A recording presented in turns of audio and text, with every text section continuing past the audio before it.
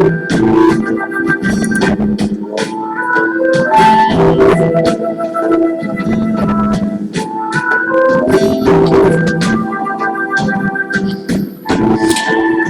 gentlemen, I want to welcome you live from the nation's capital. It's the Exceptional One, and you're listening to the Exceptional Conservative Show. We are not ashamed of the good news of conservatism, for it is the power of liberation, first the Republican and then the Socialist. You're listening to Crowd Hammer, a royalty-free play at Incomputech. Coming up, the best way to start our program. How we start our program every time we start our program. Pledge of Allegiance with Senora Cabrera, at least today. Buenas tardes, niños. This is Spanish with Senora Cabrera. Today we will learn how to say the Pledge of Allegiance in Spanish. In English, we say, I pledge allegiance to the flag of the United States of America and to the republic for which it stands, one nation, under God, indivisible, with liberty and justice for all. Now, in Spanish, we say, juro fidelidad a la bandera de los Estados Unidos de América y a la república que representa, una nación bajo Dios, indivisible, con libertad y justicia para todos. Muy bien. Practice your Pledge of Allegiance, and the more you practice, the faster you will memorize. I'll see you later. And I will see you now. Welcome to the most amazing program ever created. At least that's what I say. But certainly want to thank everybody for tuning in tonight to the Exceptional Conservative Show. Thank you, Senor. Buenas tardes. I wanted to talk with you all tonight, since I am starting so late, about a very important story that maybe not getting the type of coverage that it should. Before I go there, I want to thank everybody for tuning in tonight from around the world. I want to thank Mary, my bouncer, for being in the chat roll tonight, and my beautiful bride, who's watching us via live stream and Ustream, Mrs. Biggs, and of course Dave Milner, the unpleasant blind guy who's in our chat roll tonight. You all are just so stubbornly supportive, and I really appreciate it. I really do. Night after night, you're here with me. And you are quite the encouragement to me. I really, really appreciate that. We start late tonight, and I know a lot of people are thinking, he starts late every night. No, that's not true. It's an exception to, well, lately it's becoming a rule. So, lately there are many things that have taken my mind, and I'm going to talk about those after this particular conversation. But there are two big events that are coming up for me tomorrow. One, of course, is the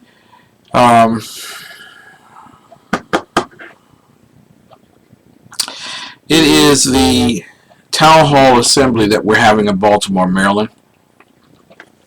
Pastor Shannon Wright taking the lead and the helm up there in Baltimore. God bless you. Great job. We love you dearly.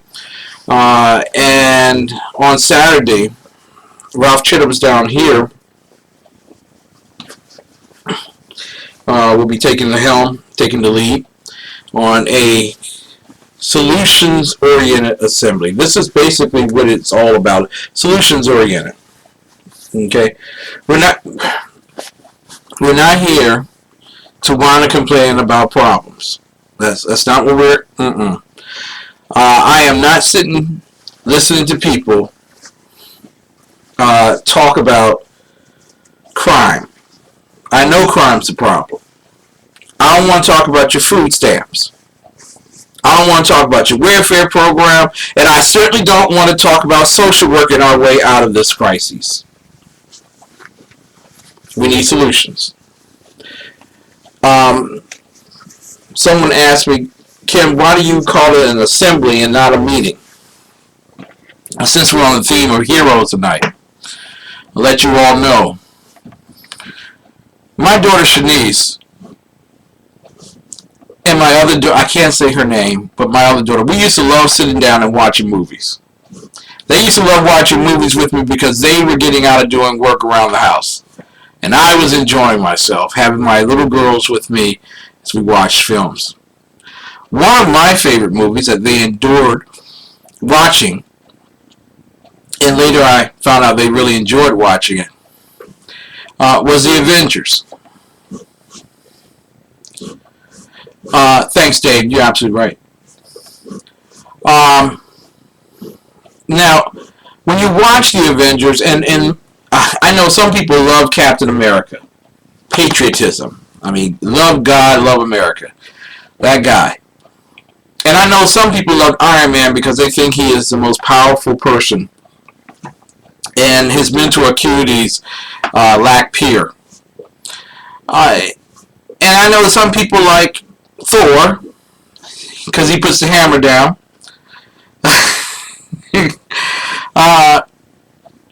And there were other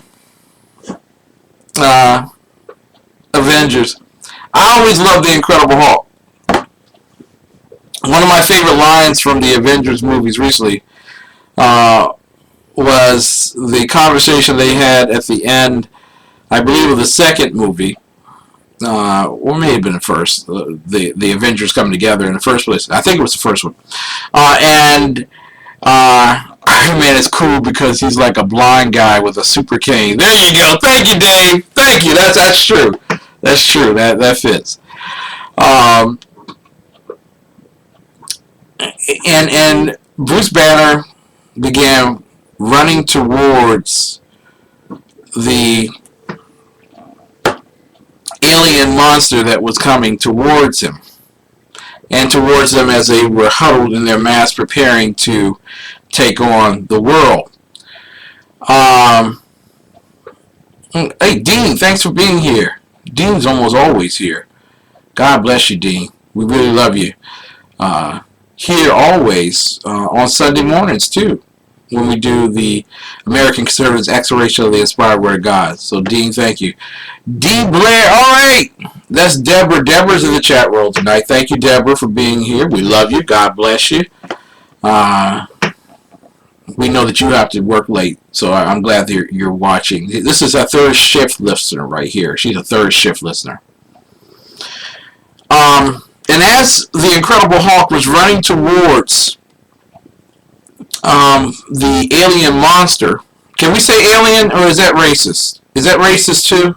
Everything's racist now, but it was an alien monster from outside of the universe or something like that. And as he was running, he turned to his fellow Avengers, and he said, they told him, well, don't you have to get mad virtually in order to fight this alien coming towards you? And his response is he's getting ready to run, and his stuff is getting ready to tear off of him. His response is, I'm always mad. Monstrous. My daughters endured watching those movies with me while they were young. But if you ever watched the Avengers, they never got around to chit-chat. Really. If you ever watch an Avengers movie, they never got together for a meeting. They never got together to chit-chat. You know, how's the weather? No. Iron Man said, Avengers assemble. Captain America said, Avengers assemble. Why did he say assemble? Because they knew the enemy was near or present, and they didn't need a conversation. What they needed were the collective powers of each and every one of those individuals. It is a powerful thing when you all come into the chat room for me. You all know that at 9 o'clock, Monday through Thursday, is not any longer commentary. It's Avengers Assemble. We are ready to take on the world, and this is how we're going to do it. Now, I know a lot of people listen to guys like me, and they think, well, you know, hey, just another commentator. I'm not your ordinary commentator, because I rarely talk about the stuff that other people talk about, but you know that I'm conservative. When we hold this assembly on Friday and Saturday, Friday at 7 in Baltimore at the Junior League of Baltimore, Junior League of Baltimore, and in Washington, D.C. on Saturday at 11 a.m. at Living Word Church, I'm not meeting with people. I'm tired of meetings.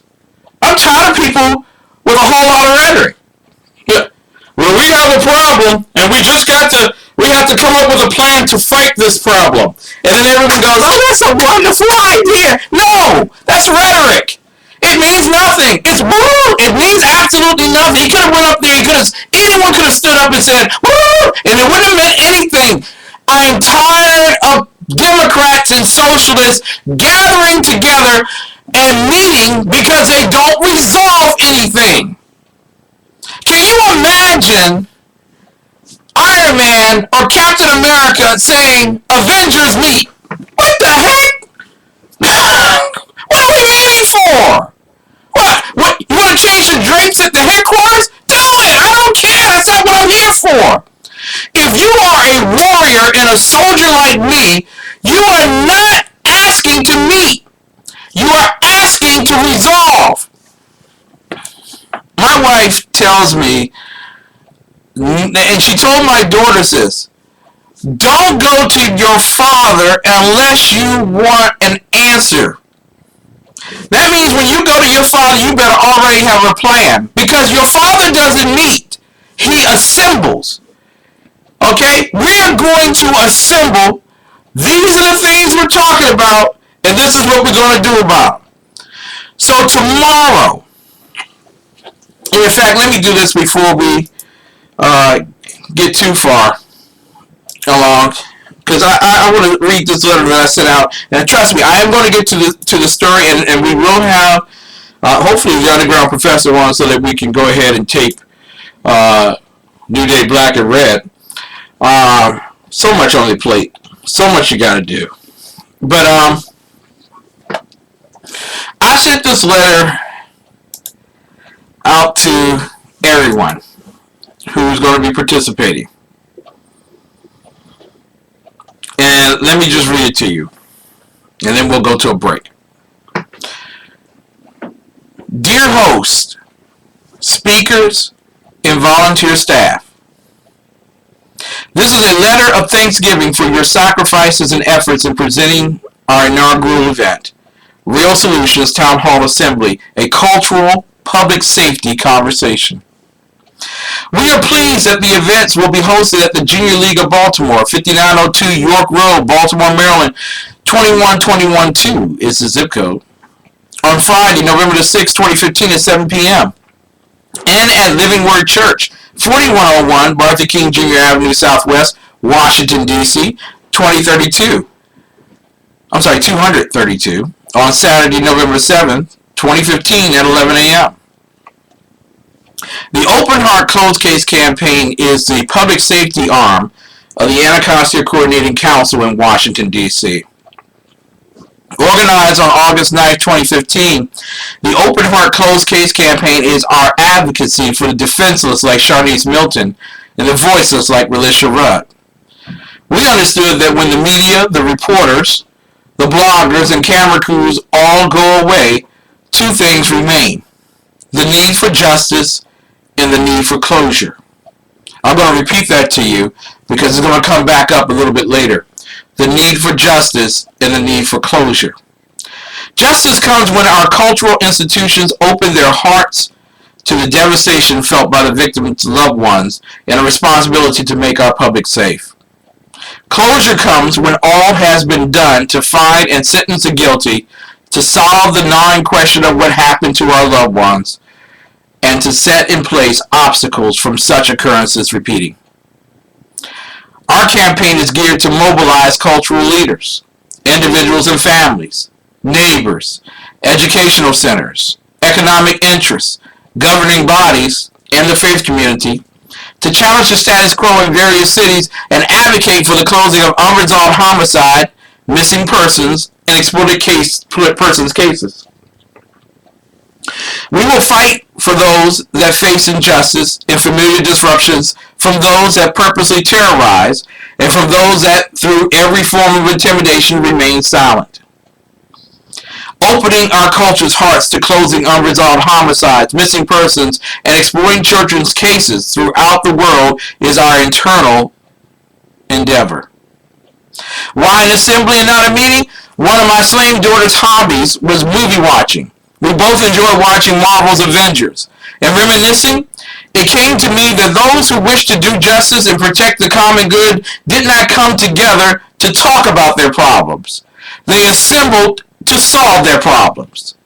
This weekend, for the various cultural institutions, we will be assembled to present solutions for the societal ills of unresolved homicide, missing persons, exploited children. There will be three expectations of the audiences. One, they are inspired to break the binds which keep them silent and victims. Two, they are focused on solutions to societal ills and not reciting the ills arriving at the fate of paralysis in their cities. Finally, three, they are mobilized from the moment they leave their seats to use their pens as swords to exact change in every individual, family, neighborhood, economic entity, educational center, governmental servant, and faith leader. We need warriors on the wall to protect and serve the least, the last, and the lost. Your words will open hearts and lead to closed cases. I thank you for taking time to read this letter. I humbly apologize to all for any inconveniences incurred in becoming an active part of these events. I take full responsibility for all of our efforts in bringing this to pass. As an event planning neophyte, you have endured much in overcoming my errors. I thank you for staying the course. We are including the press release, speakers' biographies, and the executive summary regarding our organization. And we will forward the travel itineraries and the programs in a separate mailing. Should you have any questions or comments or solutions, please contact me. Sincerely, Ken McClinton, Chairman, the Open Heart Closed Case Campaign. Ladies and gentlemen, we've met too much and accomplished too little. Whom do we protect? Whom do we serve? Whom do we love? The question, whenever the Avengers got together, was very easy to understand. Will we allow evil to prevail? Evil prevailed against my daughter. Evil prevailed against Tamara Gliss and Omani Johnson and Relisha Rudd. But it doesn't have to prevail against your sons, your daughters, your friends, your family, your city. This weekend we assemble not to talk about doing good, but to actually do it. Hi, my name is Christopher Arnold. I'm the executive chef of the restaurant, and today I'm walking through some of the meals that we prepared here.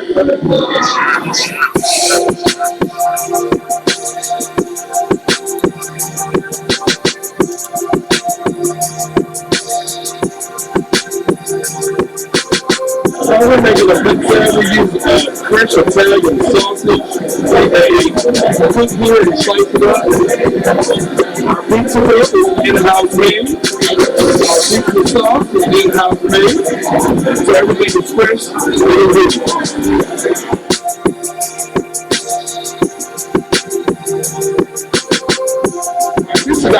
curry chicken. The sauce is made with coconut milk and a Thai red curry. It is juicy chicken thighs with some mixed vegetables, served with jasmine rice and pita bread. So now, we're going to prepare our famous blackened tilapia and grits, our fish and grits on the menu.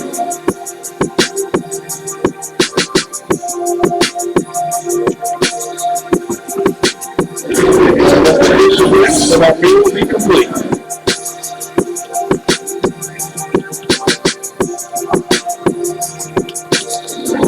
Let me tell you about our infused beef burger. So we kick the spice up just a little bit with our infused sauce. We start off with 80-20 USDA round chuck hand patty burgers, like half a pound of burgers, and we're going to grill it to perfection.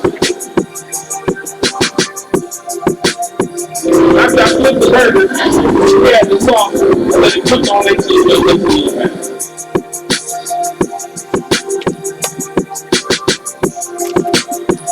We're going to add a little bit of pepper jack cheese to this burger, spice it up a bit.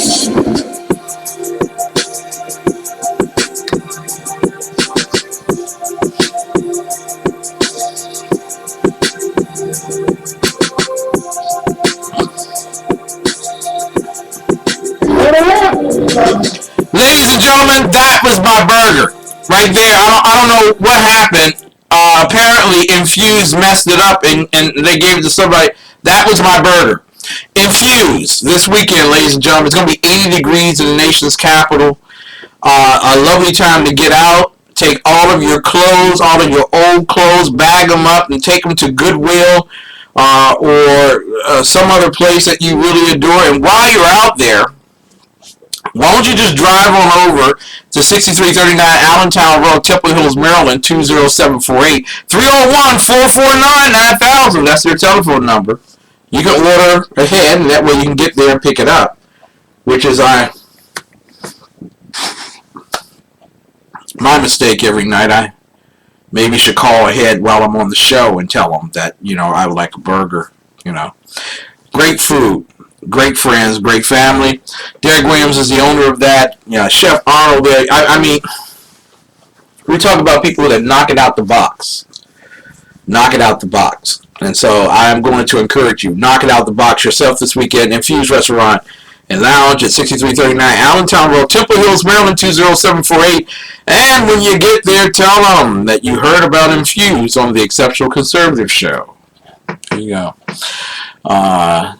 Someday we'll do that 10% off thing. Not now, but someday we'll do it. In an era when all that we hear about are, especially in urban America, like Chicago, where 50 people get shot in one weekend, a little 9-year-old girl gets shot, and things like that. You hear stories about that all the time. You hear about, my daughter being shot, and of course Alderman Jeffrey Boyd, who was on our program at once and will be here this weekend. You've heard about that. And so, ladies and gentlemen, constantly you hear of the poor tidings in our community. And of course, everybody wants to blame the white man. It's the white man. If it wasn't for the white man, I wouldn't be shooting and killing my black men. Which doesn't make sense. You got to really think about what you just said.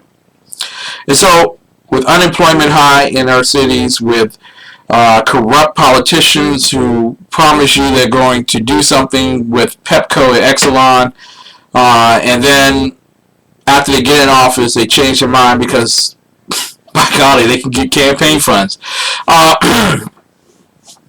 So many things are going on in our city. But here's a story that isn't being propelled, but should be propelled. And this is love. If you don't know what love is, too many of us use love based on what Hollywood says. But that's not real love. Love is being willing to step in front of a bullet intended for you so that your life might be saved.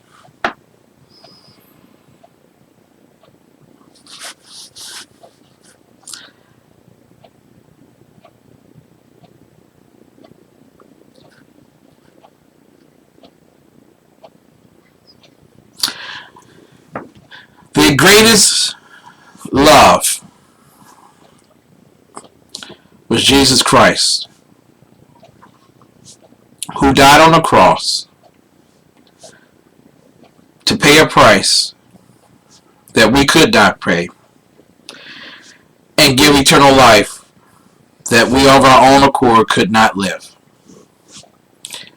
I want to tell you about a little boy from Charlotte, South Carolina. His name is Ladorius Wiley.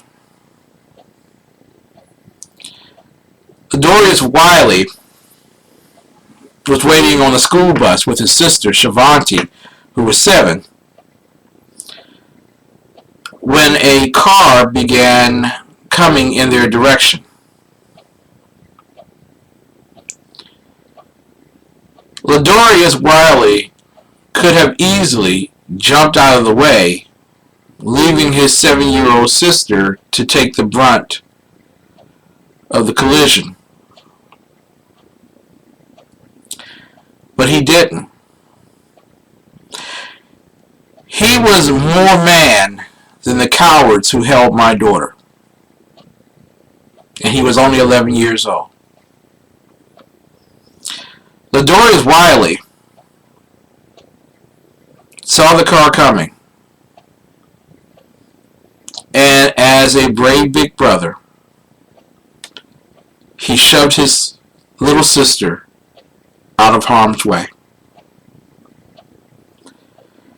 However, in pushing her out of the way, he stood in the way. When you ask, because everyone says they want to be a Christian, right? What did Jesus call that thing that he was talking about?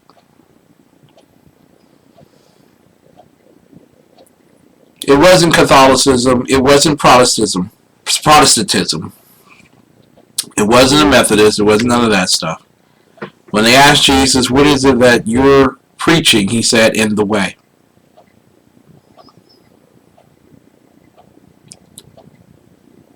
When he pushed his little sister out of the way, he stood in the way.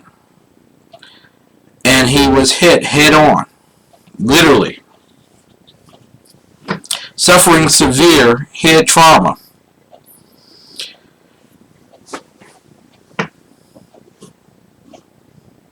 So what do you do if you're the driver and you hit a little boy? I'm quite certain the first thing you think about is stopping, getting out of the car, and making certain that he's okay, or at least getting help for him. That didn't happen. Whoever was driving the car hit Ladorius and kept going.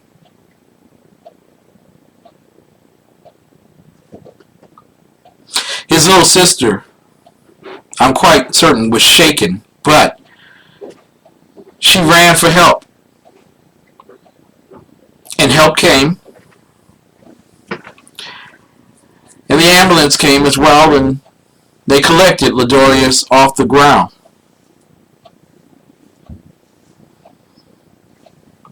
He was taken to the hospital. And the next day he died. Well, I'm quite certain you want to know, I want to try to find who was the killer. Who did it? Well, a woman named Michelle Johnson. Now, you're probably thinking maybe she's like 20, got a little paranoid, had anxiety, and just a shocked at everything, and it's the only thing the little girl could probably think about it. She's a young man. No, Michelle Johnson's not some 21-year-old schoolgirl. Michelle Johnson's 57 years old. Michelle Johnson didn't stop. She kept going. She hit Ladorius in Chester. And she kept going and found herself in Charlotte.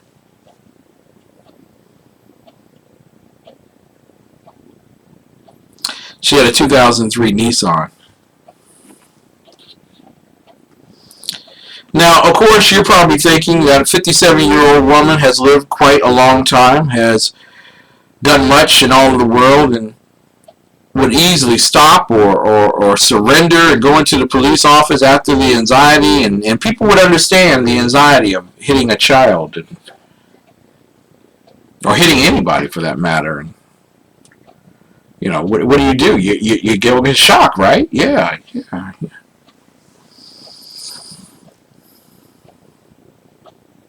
She did turn herself in. But she turned herself in 2 days after Ladorius died.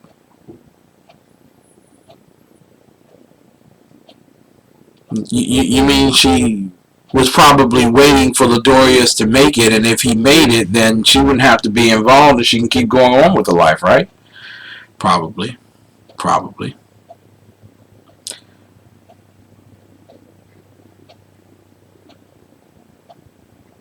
Well, Michelle Johnson will pay a price. She's been charged with felony hit and run, resulting in death. And the maximum jail time for that is 25 years. I don't know if she'll get the maximum jail time, depending on whether this is the first time or not. Her bond was set at $25,000, which means she only had to come up with $2,500. She doesn't seem to be a flight risk to the great people of Charlotte. Forgive me, Charleston. No, I was right. Charlotte, South Carolina.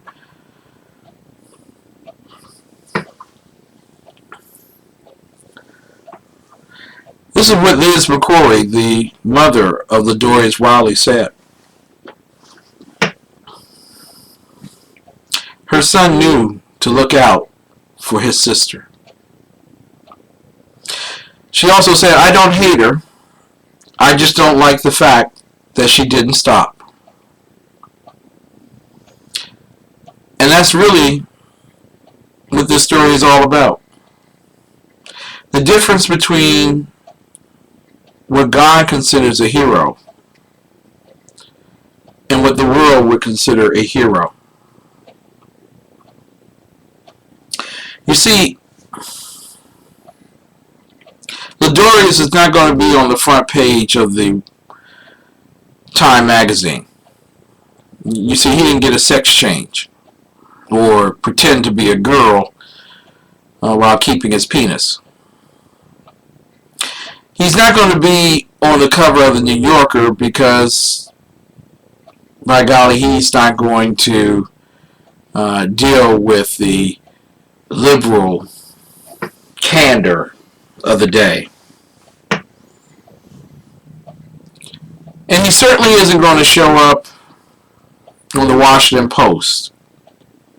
No, not on the cover of the Washington Post, because it's more important to shoot down Marco Rubio for holding a credit card.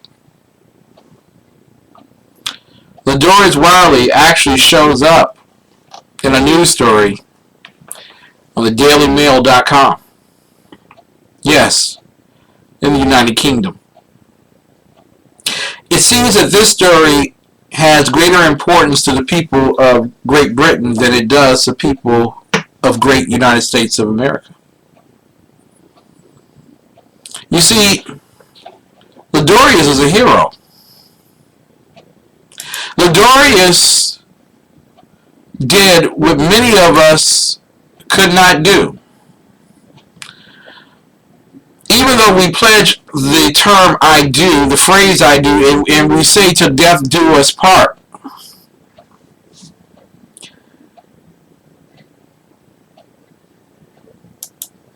The question is, would you lay down your life for another? I'm quite certain when he did it, he wasn't thinking that he actually would get hit. Or maybe he did think he would get hit, but maybe wrong way. get up and wipe it off like it wasn't nothing. But the most important thing was, although he wasn't married to her, although they shared the same DNA, the most important thing to Ladorius was saving his sister's life. And you might be asking yourself, well, Kim, why are you pointing that out tonight? I mean, aren't there other big stories that we should be dealing with as a country? And I'm going to tell you right now, the Ladorius Wiley story is the biggest story in America. It is the biggest story not being covered. It's the biggest story that Black Lives Matter would never appreciate. It's the biggest story that urban leaders should only hope would happen in their communities, and also should make certain that they flip the bill to make certain that every provision for his family is taken care of. Yes, my friends, he did what people claim they would do, but sorely fall short in doing. You see, in urban America, these are the heroes. Trayvon Martin's a hero.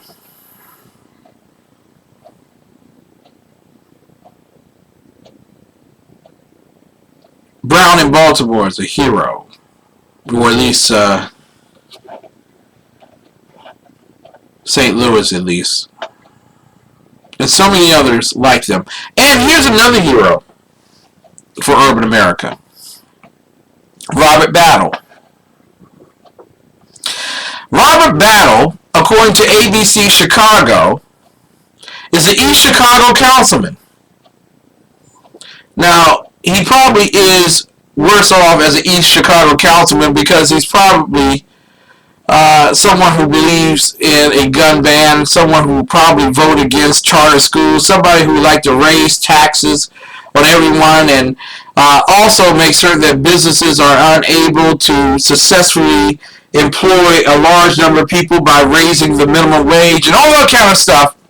That's the kind of guy he is. He's a good guy to socialists who call themselves Democrats. He's a good guy.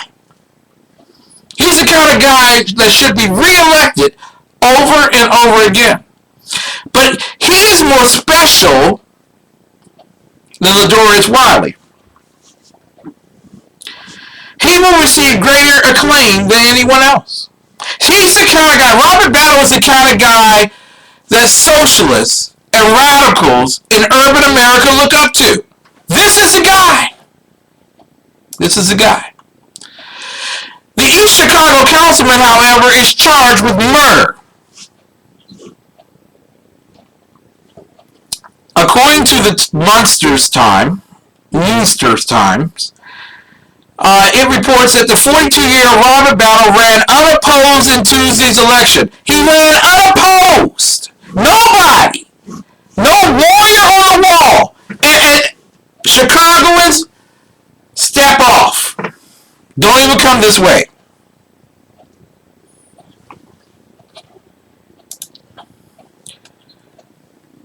Robert Battle ran unopposed. He is accused of shooting Raimundo Camarillo Jr., to death on October 12th in East Chicago. He also faces a federal drug charge after police say they found more than 73 pounds of marijuana. Not 7 ounces. Okay, all y'all have been pushing for that marijuana thing. Not 7 ounces. He's not recreational. He's a dealer. 73 pounds of marijuana and more than $100,000 of cash during a Porter County traffic stop. You see, to urban America, Robert Battle is a hero. He's more of of a hero than Wiley would ever be. All Wiley did was step in front of a car. I would have stepped in front of no car. Not for my sister. Oh, no. But I sure enough would vote for Robert Battle because he's standing for the people. Ladies and gentlemen, we have a dichotomy here in urban America. One that requires us to seriously think. Do we depend on the brilliance of socialists in power who would as soon steal money from a children's foundation and then perpetrate themselves as sincere protectors of the people? Would we count on a Robert Battle who kills somebody, gets caught with drugs, is a drug dealer virtually, and say that, you know what, it's the man that's trying to hold him down? We have a problem in urban America, and that problem requires us not to meet anymore. You see, when Ladorius Wiley is not the hero you talk about, but Robert Battle is, you can't help me anymore. I don't need to meet with you anymore because I already know how you see the law. It's not about what's right and what's wrong. It's about what you can get away with. And if you can get away with driving through the city with 73 pounds of marijuana and $100,000 in your pockets, yo, man, you're the bomb, man. You all that in. You know what I'm saying, man? You got rap. We respect you, man. But if you stand in front of a car, an oncoming car, after knocking your sister out of the way, that doesn't even show up in urban papers. Maybe if the driver was an old white man with a gun rack in the back,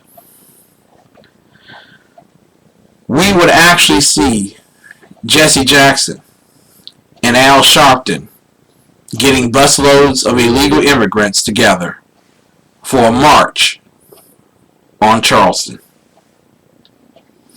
We'll be back with more of the best in Urban Conservative Talk. Coming up, New Day Black and Red.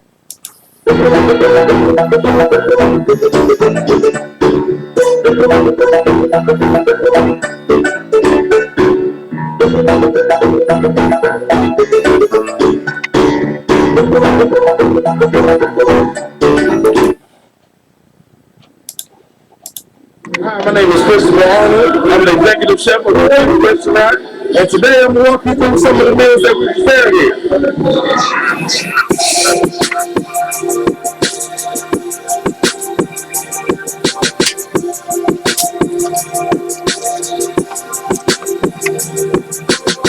We're making a big salad. We use French Italian sausage. We cook here and slice it up. Our pizza whip is in-house made.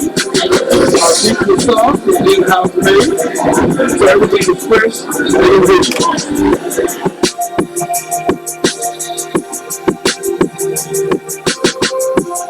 This is our Thai curry chicken. The sauce is made with coconut milk and a Thai red curry. It is juicy chicken thighs with some mixed vegetables, served with jasmine rice and pita bread. So now, we're going to prepare our famous Latin tilapia ingredients, our fishing fish on the menu.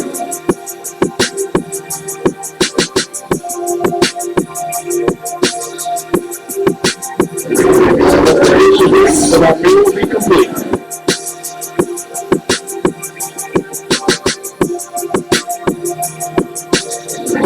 Let me tell you about our infused sweet burgers. So we kick the spice up just a little bit with our infused sauce. We start off with 80-20 USDA round chuck ham patty burgers, like half a pound of burgers, really to perfection. After I flip the burgers, we add the sauce and then cook on it till it looks good.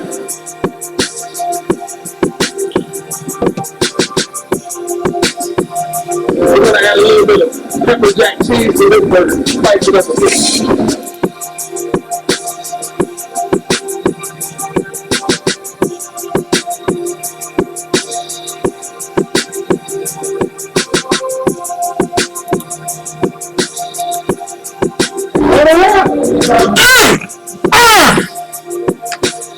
I might take my friend Howie Coleman to infuse on Saturday after the event or something. I might take them all there. Infuse 6339 Allentown. I need to ask my wife if that's a good idea. You know, because I like infuse. I love me some infused restaurant. 6339 Allentown Road, Temple Hills, Maryland 20748. 301-449-9000 is the number. 301-449-9000. www.infuse.com. They don't just sell the burger. You know, I love the burger. You heard there are 3 different things in just that commercial they were making. The pizza, the salmon, my wife likes the veggie burger. I think it's highly offensive. Like a liberal from Northwest Washington is offended by the term redskin. I'm offended by the term veggie burger. I'm just offended. I just want to let y'all know. I think there needs to be a law against veggie burger. You know what I'm saying? We need no veggie and burger. It's either one or the other. It can't be veggie and burger. You know what I'm saying? Ladies and gentlemen, welcome back. You're listening to the Exception Conservative Show live from the nation's capital. We are not ashamed of the good news of conservatism, for it is the power of liberation, first the Republican and then the Socialist. Senora Cabrera, take it away. This is Spanish with Senora Cabrera. Today we will learn how to say the Pledge of Allegiance in Spanish. In English, we say, I pledge allegiance to the flag of the United States of America and to the republic for which it stands, one nation, under God, indivisible, with liberty and justice for all. Now in Spanish we say, juro fidelidad a la bandera de los Estados Unidos de América y a la república que representa, una nación bajo Dios, indivisible, con libertad y justicia para todos. Muy bien. Practice your Pledge of Allegiance, and the more you practice, the faster you will memorize. I'll see you later. And I see you now, ladies and gentlemen. Welcome back to the Exceptional Conservative Show. Listen, there is no greater joy on Sunday nights than listening to this man. You should be at his feet. You really should. He prefer that anyway, so that you could wash them and massage them and put oils and stuff all over them. I'm just saying.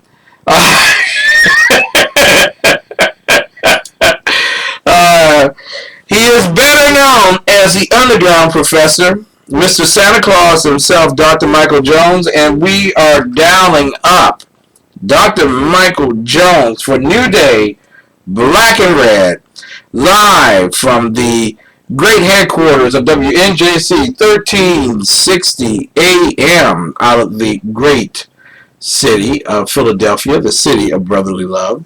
None other than New Day, Black and Red. You get a constitutional opinion of issues of the day, and you also get a biblical opinion. Well, actually, it's not even a biblical opinion. It just is the Bible. You take it as it is. Please leave your message for 817. Oh, yeah, okay. I was calling you for your close-up, Professor. This is what you do to me? He says he's ready for his close-up, and then he doesn't answer the phone. He's probably chasing the dogs again. My co-host on New Day Black and Red, for all those who are tuning into WNJC 1360 AM on the Conservative Commandos Radio Network, home of the affable, lovable, brilliant, and benevolent dictator, better known as Rick Trader, host of the Conservative Commandos radio program that you can hear 3 to 5 p.m. Monday through Friday. Tomorrow I will be on the air with my great dictator. I love the dictator. We're going to make certain he gets a new pen. He's running out of space on his uniform, but we're going to give him a new pen. Huge show tomorrow. Even better show. Can I tell you who will be coming up? Not this week, but next week on not New Day Black and Red. Forgive me. Oh my God. On the Conservative Commandos radio show next Friday, we're going to work it out. We are working to get the Lieutenant Governor-elect Janine Hampton from Kentucky on the program. We might do it tomorrow. I need to work this schedule thing out. We are booked tomorrow. It's a big show. Every show that we do on the Conservative Commandos Radio Network is a big show. But tomorrow we will have Reverend Dave Welch of the U.S. Pastors Council live from Houston, Texas. And they will be talking about their victory this week, how they have overcome the LGBTQ, RSTUVW, XYZ community, so that you can go to your bathroom because you're a girl, and I can go to mine because I'm a boy. And other fights that they will be taking on against the highness of the LGBTQ, the Houston mayor. Dr. Urad Libero will be joining us at 4 p.m. tomorrow, and we will be talking about the campaign, CARSON versus Trump. What is this all about? Carson's up by 9 points. When did that happen? We'll be talking about that. And then finally, Devon Heron will be joining us. We will be talking about Obama plans. They call them Obamacare, but they are Obama plans, really. And quite frankly, not only are the co-ops dying, but premiums are going up 20.3%. I don't think that's the way they had it planned. We'll be talking about that. We are dialing again our beloved and most dedicated man of God. Of course. The greatest professor who has ever walked the halls of his own house. None other than the underground professor, Dr. Michael Jones. Good evening, sir. Great pleasure to have you on the air with us on New Day Black and Red. Yay. My father got me sick. I got poison ivy again. I was 2 miles away from a tornado that touched down in North Richland Hills. I could see it. I could see the debris flying everywhere. So I almost got hit by a tornado today. Wow. And when I get back, one of my dogs is in the garage and laying there, and I keep yelling her name. It's Nahara, and she wouldn't get up. I finally nudged her to see if she was completely dead, and she jumped up, freaked out, and almost had a heart attack on me. So it has not been a good few days, let me tell you. And today has been special. The wild and crazy household of the great underground professor. And you have 5 dogs, am I correct? 5, yes. Wow. A blind pug, a one-eyed terrier, a 15-year-old corgi, and a 3-year-old pit, and a 15-year-old shepherd. Well, actually, that's the Jackson 5 right there. So. Yep, and I always still like Tito.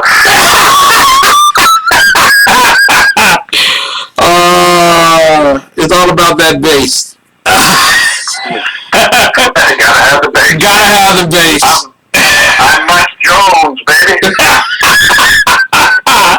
Dr. Michael Jones, the underground professor, New Day Black and Red. We give you, ladies and gentlemen, not just a constitutional point of view, of the current events and issues that are happening around the country, but we like to give you a biblical point of view as well, especially since we have learned this week that the majority of people that call themselves Democrats, better known as socialists, don't believe in God. Well, Pew Research numbers, I don't know if you quoted them or not, they have fallen again on who believes that they're Christian, who recognizes that they're self-confessed Christians. I think it's gone from like 75% all the way down to 61. I'm not real sure about the numbers. I just caught them in passing. I think the number one reason, though, Ken, is not that we're not Christian. Excuse me, but I think it's because every time I hear something, I hear this special phraseology in America now from yuppies and stuff that have children, and they say, well, I don't take my children to church because they're too young to understand and I have my own choices. Yeah. And I'm thinking, that's right. What the devil have?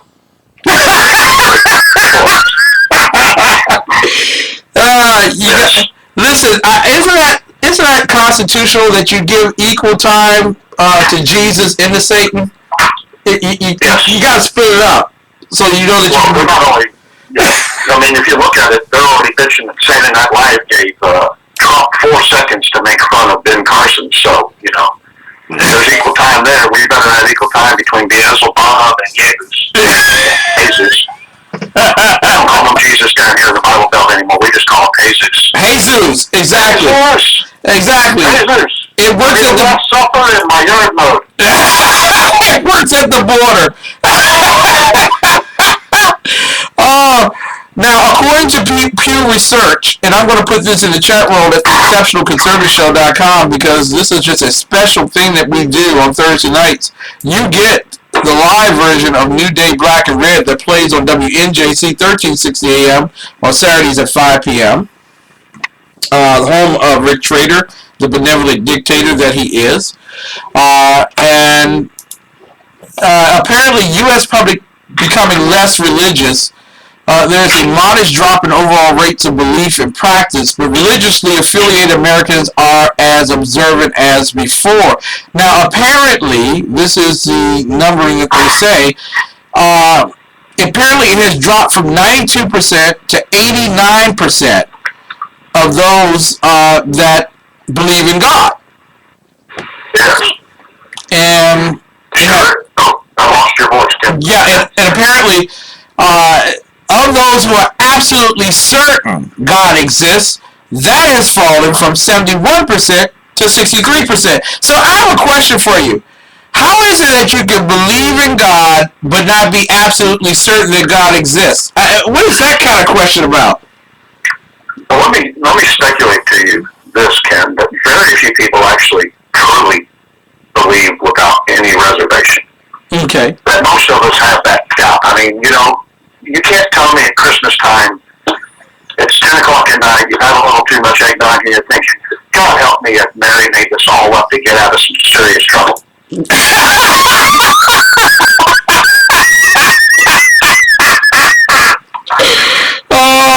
So most of us have that doubt, and this is why we call it faith. As Jesus said, to doubting Thomas, that you touch me, now you believe, but blessed are those who believe without seeing or touch. And doubts. Jeff says you should question everything, including your belief in God. People use that as a point to show you as a deist or an atheist or something, but it's not true. Yeah. He was just saying that even God wants us to question him, or he wouldn't have hidden himself in all the details. God lets us know who he is through revelation and through science. And so we're to seek him through those things, to know him, through the natural world. I'm one of those few that I believe actually has certain knowledge, and only because I've had a couple of run-ins with angels. I don't like angels, as you know. I've told you many times. Yeah. They're mean. They're mean. At least to me, they don't come and hold my hand like they did with Meg. No, Hey, is it simply that you're you're going to tell the Angels when you get to heaven, now you don't have me to kick around anymore? Kind of like the Dixonian thing. Well, if you would ask me how I was feeling, I normally would tell you I'm somewhere between Jonah and Joe. Uh-huh. Yeah, you don't have me to kick around anymore. And we ought to ban that, because I always think of Richard Nixon with his little metal detector walking down San Clemente. San Clemente was the first pope after Paul. Really? And, yes, he was a bishop, and when the apostles started dying, he became the first. He wrote the first epistle. We're going to actually talk about that on my show Sunday, which is my next show. Because tomorrow night I'm going to Dallas. If I'm not blown up sick, I'm going to call in sick for work tomorrow and rest. But I'm going to see C.S. Lewis's Screw Tape Letters in a play. All right. Yeah, and here's something cool, Ken. I'm also going to get tickets for the little play in Dallas and Fort Worth. It's billed as Freud and C.S. Lewis on the therapy couch together. Really? And, my parents saw it. And evidently, it's a play where there's two people, and one's C.S. Lewis, one's Freud. They actually never met in public, as far as we know, but it's a debate between their philosophies, and it's carried out by them having phone conversations. And the advertisement says Freud and Lewis together on the therapy couch, not as you think it is. So and I thought, well, look, that's funny. So I'm going to try and get tickets to that too, but I don't know when that is. That'll be a week or two later. So I think I'll be healthy and done with my crap and back on Sunday. And we're going to talk about San Clemente. Well, you know and how... I'm also going to talk about a Cherokee football team who has not gotten rid of all the Indian names because it's offensive. Are you serious? It's a high school football team that's all Cherokee Indians, and they're like the Cherokee Natives or something like that is their name.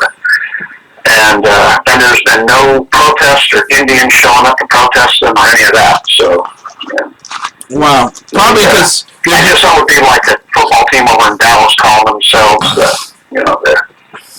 Now, I'm just wondering, for all those who have gotten used to the idea of doing the nay-nay, would it be racist if you did the rain dance? Would that be racist? Well, I made a big mistake today. I started doing that, and look what happened. Let me tell you, Ken, when I saw that tornado, I was scared poopless because I thought I saw my ex-wife. This just in from MSNBC. That was your wife.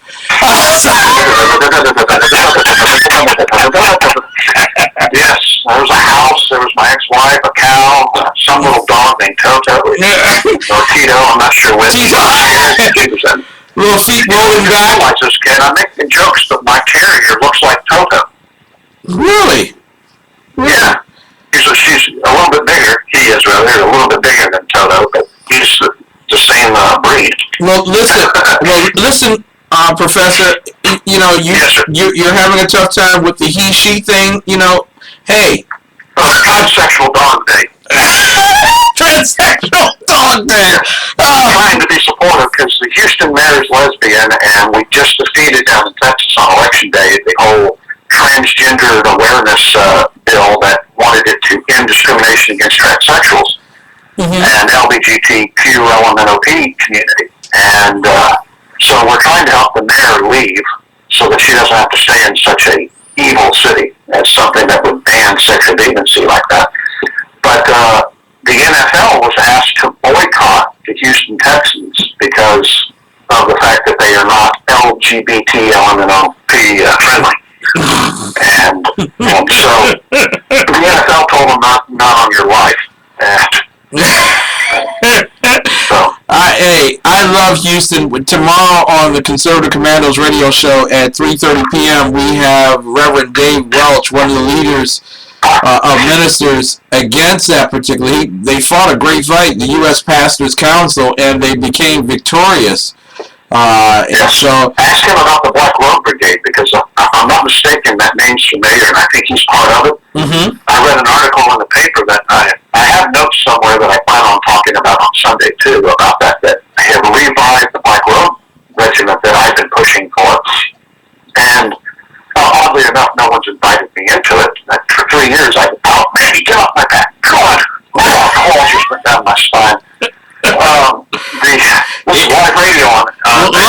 WNJC 1360. I'm going to murder you. Get over here.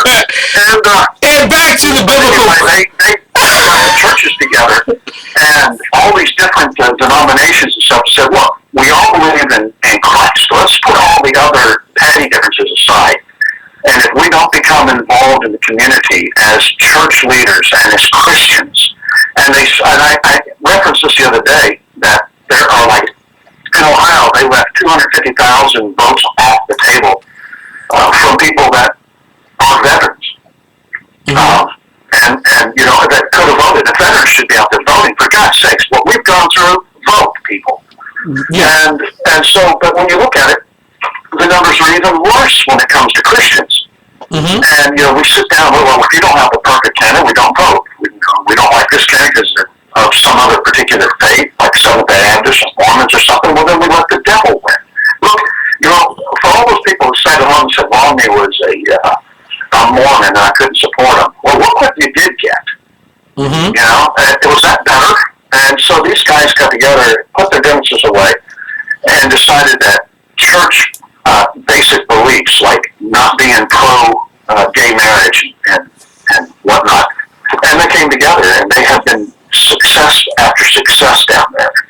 And so you should bring that up, have them talk about it, because it's amazing what they're doing, and it should be the template, rather, across this nation of other church groups. Your church groups up there should look into this and say, okay, let's get it together. I agree with you. Hide the beer and call it.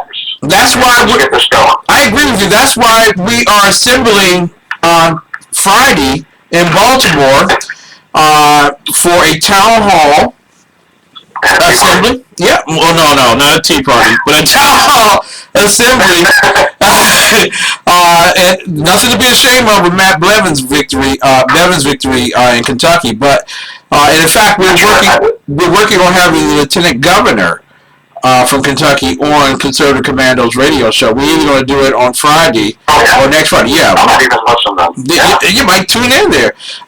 In fact, you know, we are holding our own town halls up here, and they are assemblies. They're not meetings.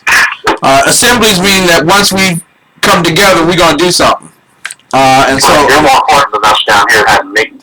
Yeah, we don't do meetings. At least I ain't doing no more meetings. I am tired of meetings because the food's not even good. Nixon line changes that, because down here we like to have meetings and sweet tea. And bless your heart for going up there and having all them assemblies. Hey, you know what? After when I get off the air, I'm gonna tell you what I think of your blessed.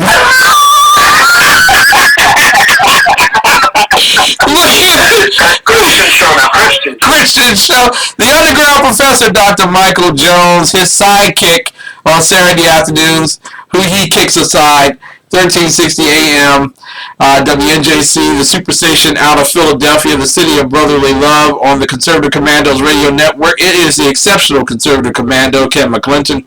Today we're talking with you about some of the current event situations and where God is in all of this, as well as where the Constitution is. I've just lost my co-host, but I want to go to one particular issue that is often asked, ED. That's pronounced me. Thank you, Dave.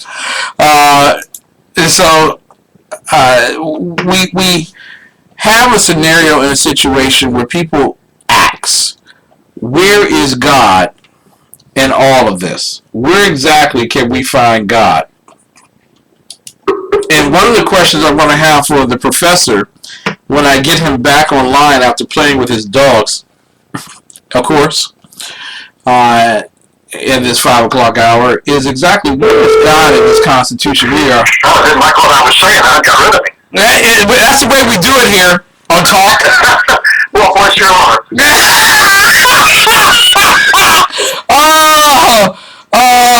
Gee. One day when we're not on New Day Black and Red, we're going to explain to you, as we're both below the Mason-Dixon line, and I'm an honorary Texan and the professor isn't. I'm going to explain to you exactly what people mean when they say "bless your heart." It ain't so. No, my friend, sticks and stones. It ain't so sweet, people. It ain't so sweet. But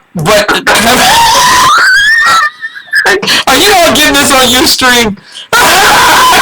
Yankees aren't supposed to know this. Oh, this is. There's somebody released everybody they think's in the KKK. I haven't checked to see if you and I. I'm in it. I'm one of They have the. some 600 people or something like that. You know what I'm talking about? Yes, I yes. saw a tweet on that. I haven't looked into it, but What? Yeah, well, actually, let me bring. is it the Democrat National Convention or what? No. It just happens to be that every great conservative is a member. Yeah, is a member of the Klan, including the sheriff up in Milwaukee, Wisconsin. Sheriff Clark, I believe. Yeah, he's a. Like would be in the KKK. Yeah. He's a Klan with a tan. There you go. It reminds me of the video or the TV show that the comedian from Washington D.C. did, where he was a blind black guy wearing a robe. All his life he believed that he was a white guy. It was amazing, wonderful. In the KKK. In the KKK, it was amazing. That sounds like a Keenan and Ivory or whatever thing. Ebony and Ivory. We were talking about Those two black comedians. Ivory or whatever they are, Keenan Williams. Yeah, kind of like Those are the Williams brothers. yeah, kind of like New Day Black and Red. Someone's gonna figure that out one day. But we were talking about. Not me. No, not you. Certainly not you. That's why you are the king of 8 p.m. Hey, you know what? I was thinking of you because today's National Donut Day, and I thought of you. After the second or third donut. And I saw that Supergirl was advertising donuts too. So she's big into donuts. I guess all that superpower makes you burn them off. Okay. Go straight to your hips. Okay. All right. So it's also National Sidekick Day, so I'm going to let you take the next talking segment. Oh, you know, you don't want to use the phrase she's really heavy into donuts. Yeah. Oh, gosh. That's why I'm single. That's the real reason. That's it. Okay, so the Pew Research has determined that a vast majority of Americans are believers in God, and they are broken down in various groups of Protestantism. Some of them are not Catholic. So Non-Catholic types. the non-Catholics, you know the ones. You people, you know the ones. Protestants. So you can say it. It's like the, what was that group up there that protested Wall Street? Oh, Occupy? Yeah, Occupy Wall Street. So Occupy, Catholicism is Protestants. Yeah, that's right. Very few are Occupy. In fact, very few socialists occupy the pews. Because why go when you're God? Well, it splits that idea, Ken, that, you don't need to be in church to worship God. Mm-hmm. Which he counters, even on the Sermon on the Mount and others, he says that's not right. But, smarter people than me make that claim. Yeah, And you count me as one of those, right? Smarter people?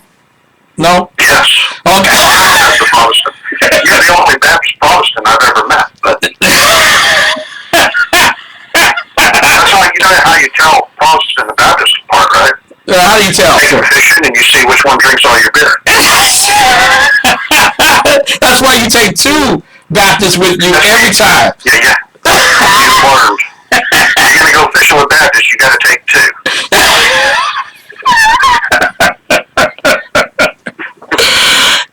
So here's a question for you, Professor. I can ask you anything, and I like to ask you stuff. Where is God in the Constitution? And so I want to read to you what David New wrote. And it's regarding the U.S. Constitution before and after Charles Darwin. I'm going to just read paragraph from his writings, and I really want your opinion on this. He said most people would not consider Charles Darwin to be someone important in order to understand the U.S. Constitution. Most people would consider the writings of men like John Locke, Blackstone, and James Madison as important in order to understand the Constitution. Obviously, these men had a great influence on the Constitution, but there is a sense in which Charles Darwin is more important than all of them. Charles Darwin, the author of The Origin of Species, 1859, had a profound impact on the U.S. Constitution. In fact, a case could be made that he has had a greater or equal impact on the Constitution than the delegates at the Constitutional Convention. The reason is simple. Charles Darwin changed the way we see the Constitution. For better or for worse, the way many Americans see the Constitution today is very different from the time before Darwin. The dominant legal philosophy of the United States today is secularism. The U.S. Constitution is seen today as a secular document. This is what Charles Darwin gave us. Charles Darwin gave us secularism. Secularism is a philosophy based on the principle that there is an alternative explanation for the existence of the universe. Secularists believe that only scientific evolution is valid.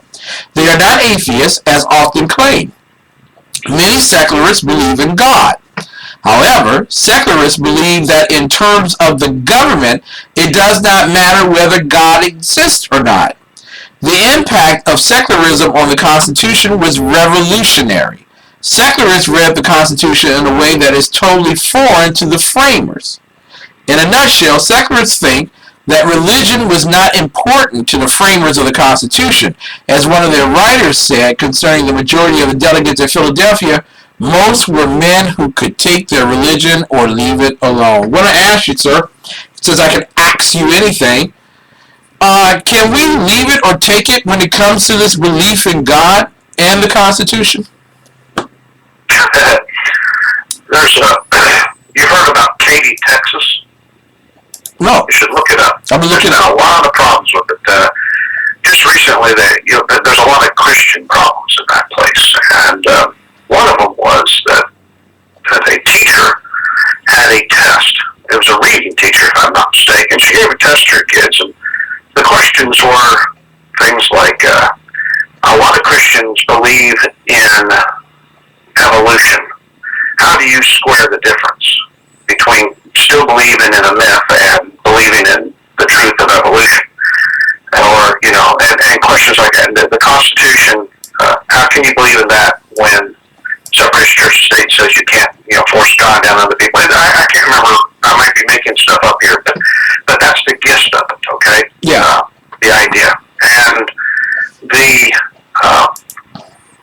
and so the Constitution, the Declaration of Independence, the organic documents, the founding fathers, God was extremely important. And to dismiss that is to be disingenuous, pure and simple. It's, to lie, to make things up, to promote your own agenda over the facts and the truth.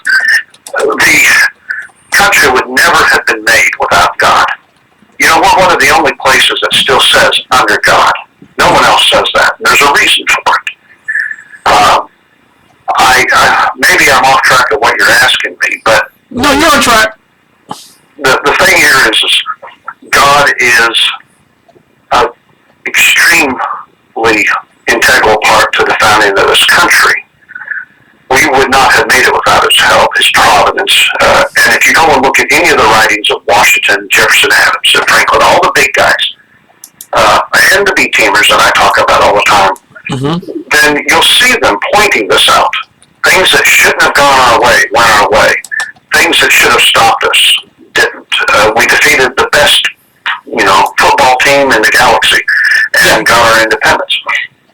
God is integral to it. The Fabian socialists came into this country in, the turn of the century, and they worked their butts off to separate us from our veneration of our founding fathers and veneration of God. And so you see this at play, because as long as we believe in the founding fathers, then we'll believe in freedom and liberty. And as long as we believe in God, we'll think it comes from him and not government. And that's why they have to attack those two, because they want you to believe that that comes from government and that they have a right to take it back. Look at the whole gun debate. That's what the whole gun debate is. The Second Amendment says, look, we have this right before we had government, and it comes from God. Congress can't touch it. The Democrats say it comes from us, and we can decide what you want and what you don't have. And then they couch it in special little flavors of Saul Alinsky, like saying common sense gun control, or, as if because you're against them draconianly taking away your right to defend yourself and your family, that somehow you're against common sense, as if anybody in Washington even knows what the hell that means. But common sense, I mean. Yeah, exactly. I'm sorry. Exactly. Potty mouth night. Yeah, and so God's integral to it all. And if you're not, you don't have to believe in God to be an American, but it helps.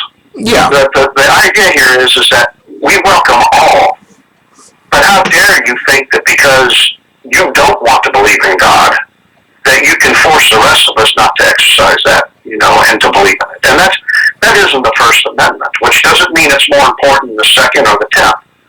It simply is in the First, and I get annoyed when I hear conservatives say it's very important, or they wouldn't have put it in the First Amendment. It's a random selection. So, know what you're talking about when you say these things. And if you haven't read the Ninth Amendment, then, if you have, then you can't say that the First is more important. In fact, the Ninth Amendment is the most important if you have to put a spell on it. You and I have gone on that, But the First Amendment is clear that we have a right to exercise our religion as God wants us to worship Him. And so that means that no one can take that right away.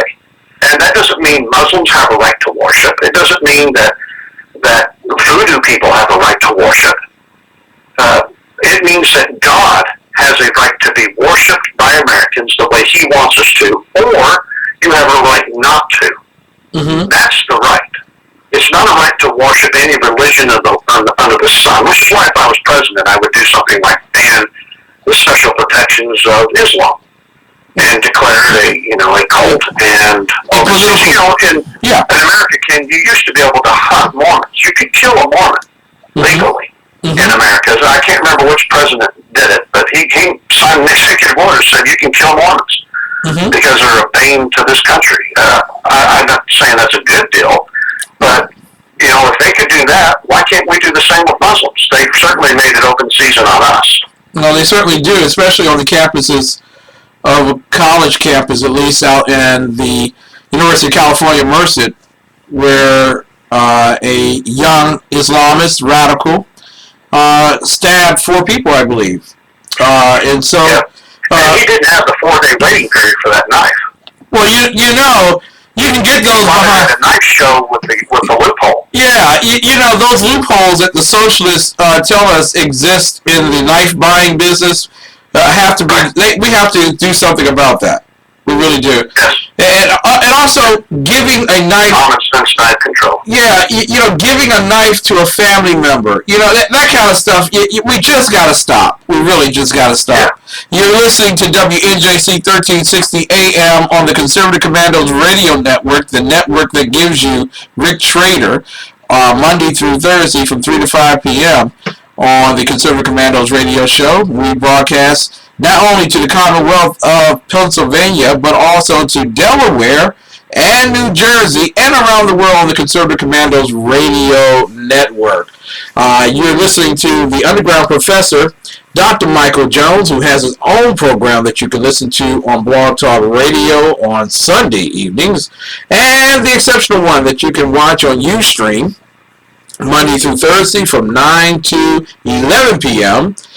Eastern Time, and also on Sunday mornings at 7 a.m. when we do American Conservatives' Exploration of the Inspired Word of God, a biblical study of His Word true. I want to give you... Yes, sir. In Oklahoma, they have banned 8th graders from hugging, but transgendered bathrooms are okay. Or transgenders in the girl locker room are okay. Well, want to be girls, yeah. Come on, Professor. Come on, I don't know why you are so behind the times. You know what hugging will do. You know what it leads to. That's how. Gateway drug. Yeah, that's how girls get pregnant. Okay. Yeah,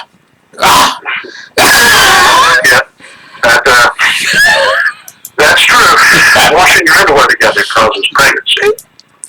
That's why I tell my wife, wash mine separately. That's all I'm saying. I always thought it was funny how Peaches always wondered if they should be washed on whites or colors. All the natural streaks. John Hancock said this. Hey, keep it clean. That's right. Because it's 5 p.m. in the afternoon. Resistance to tyranny becomes the Christian and social duty of each individual. I want to ask you about that line.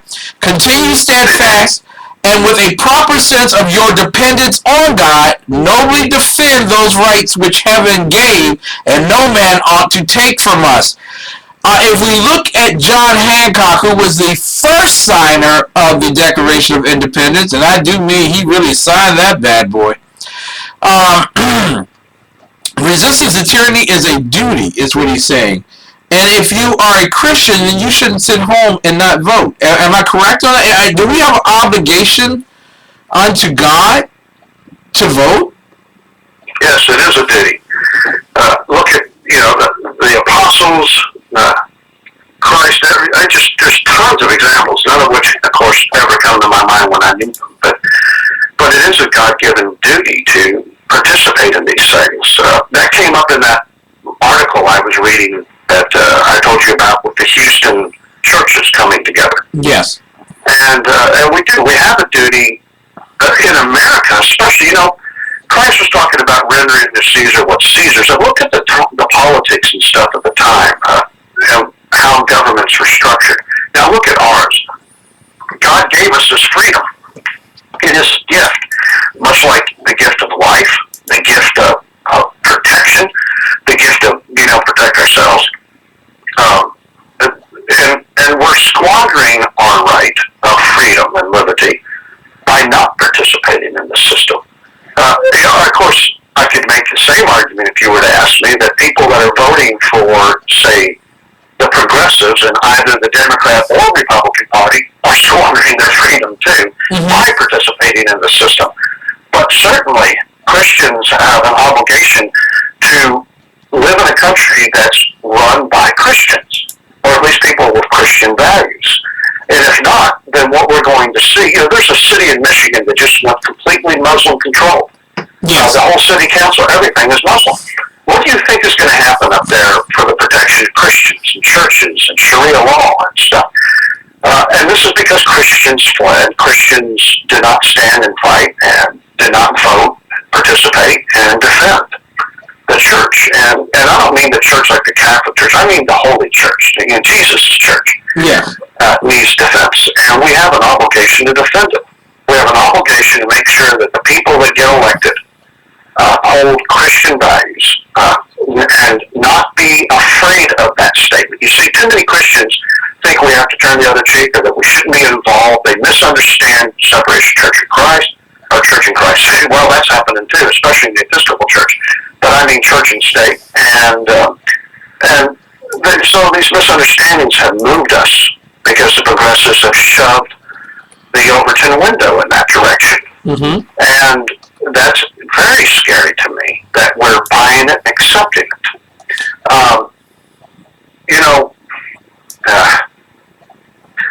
Here we are. We're miserable. More people than ever are out of work. Everything costs more. The country's falling apart. Our liberties are falling apart. Taxes are skyrocketing. Everything is going wrong. And we still have people out there who are pushing the agenda of killing babies in the womb by telling us that we need to allow immigrants into this country because there's not enough people being born to sustain the social systems, and that we need these immigrants to come in illegal, as they are, in order to tax them to pay for Social Security and to pay for welfare, except for they're the ones all going on it and costing us even more.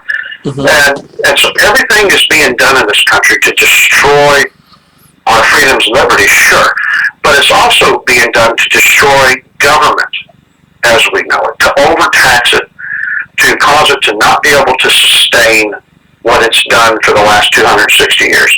And because of that, we will run a very big risk of losing it and having something replace it, whether we want it or not.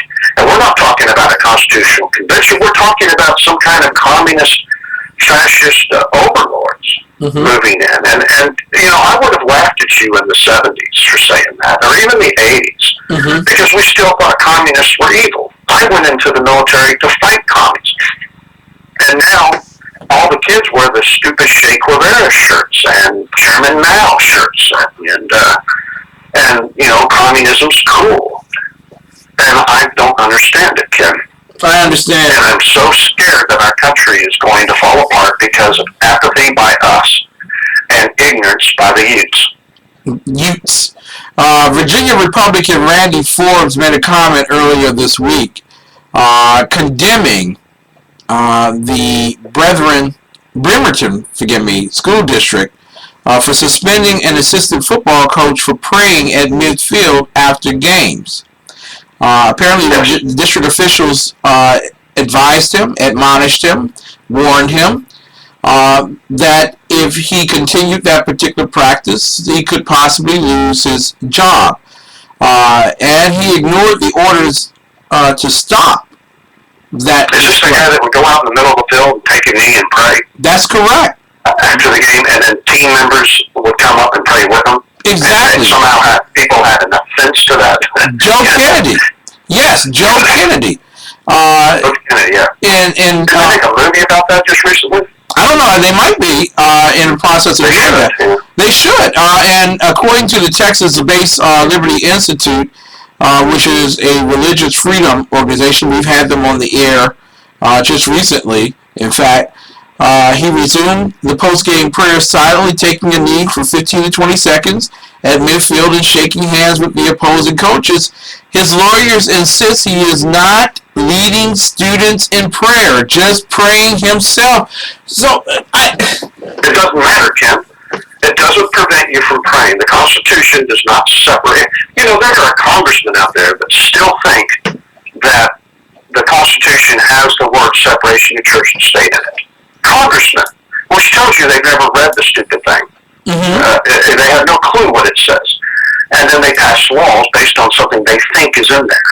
The Constitution does not prevent a coach from taking a knee. It also doesn't prevent a school from saying everybody has to say a school prayer.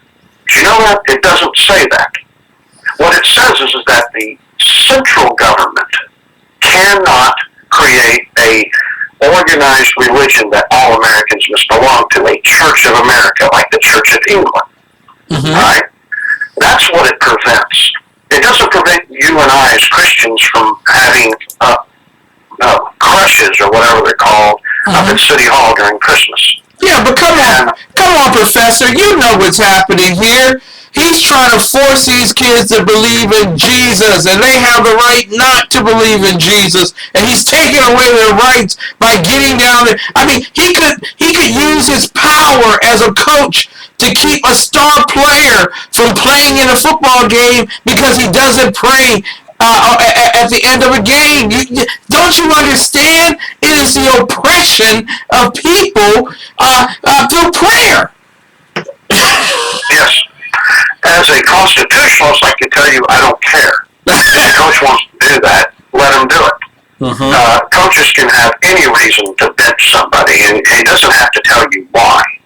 He can just be annoyed. You can be late. Your grades can be flagging. He doesn't like the color of your hair. It's the coach's choice. Now, as a father, I'd be all up in his grill. See, I use that hip talk, so that the youths can understand me. Because you're down with that, G. I'm down with that. I'm cool. I'm cool like that. But the truth of it is, he can do that. Now, should he? No. And as a Christian, he wouldn't. As a Christian. And this is why we have the rule that the central government can't create a state religion, because then we don't want those kind of policies flowing down. States can. Texas, if they wanted to, could create a state religion. And that's what the founding fathers wanted. In fact, when the Constitution was approved, there was something like 7 states that had state mandatory religions, and they did not want the central government to come in and say, you have to have this religion, not that one. And they were afraid that, their particular religion of whatever state they were in, that they would be forced to change it to the central government's choice, and they didn't want that. They wanted a choice. Afterwards, all of the states decided, you know what? Sauce for the goose is sauce for the gander. Perhaps we shouldn't do it either. And so they eventually started fading it all away, getting rid of that. Mm-hmm. And it wasn't long before no states had a state religion. But they could if they wanted to under the Constitution. Now, not under the interpretations and machinations, strangulations that the Supreme Court has done over the decades, but certainly by the way the Constitution was written. So, we should have a show on that someday. Yeah. Separation of church and state. I think we should do it on New Day Black and Red next week. Because is the LGBTQRSTUVWXYZ movement a secular movement, or is it a religion, sir? Oh, it's a religion of the left, like environmentalism. Mm-hmm. And it's a tool to bludgeon Christians to separate us from our beliefs. And, you notice that all of this deviancy that's being forced down us isn't just for being allowed to be existing, but we have to condone it. We have to embrace it. We have to be happy for it, or they're not happy. You can't just say, if 2 guys want to shack up together, go have a nut, I don't care. But now we have to, pretty soon you're going to see that if they post an article in the newspaper, one of those, you see them, Mr. and Mrs. Jones would like to proudly announce that their daughter Bailey is getting married to Jacob, who is a little blah blah, and want to announce it, right? What do they call those? Marriage announcements or birth announcements? Mm-hmm. Pretty soon, if a homosexual couple puts an announcement in the paper, it's going to be mandatory attendance. Exactly. We're talking today with Dr. Michael Jones, the underground professor. You can hear him on Sunday nights at 8 p.m. On Blog Talk Radio. I am the 6-8 Sundays. I'm sorry. 7 to 9 Sundays in Yankee time. Oh, okay. I'm sorry. See, that's probably why I messed up. Well, you don't come to the show, so you don't know. Wow, that cut me deep. Did I say that out loud? That cut me deep. Did I do that? And I am the sidekick, of course, the exceptional one, Kevin Clinton. I want to read to you what, and I'm going to ask the Czarina, since I do listen to your program, sir, the Czarina, but I listen to it on tape. You have a great program. I asked forgiveness of the Czarina for the next line of questioning because she might actually like the person that we're about to talk about. It's just not about rap then. Usually when I apologize to her, I'm playing a rap song.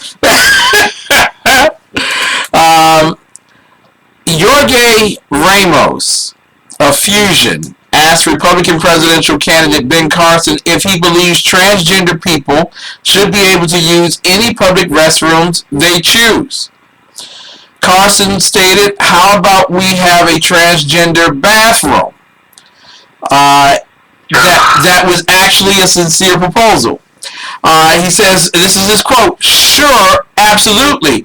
It is not fair for them to make everybody else uncomfortable. It's one of the things that I don't particularly like about the LGBTQRSTUVWXYZ movement." No, I added some of that stuff, but this is what he said. "I think everybody has equal rights, but I'm not sure that anybody should have extra rights."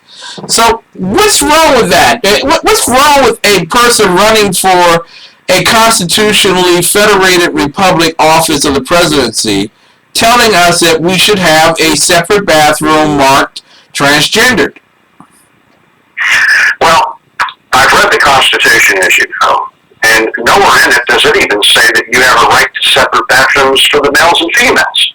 Mm-hmm. It's not in there. It's not about constitutional rights. It's about societal norms.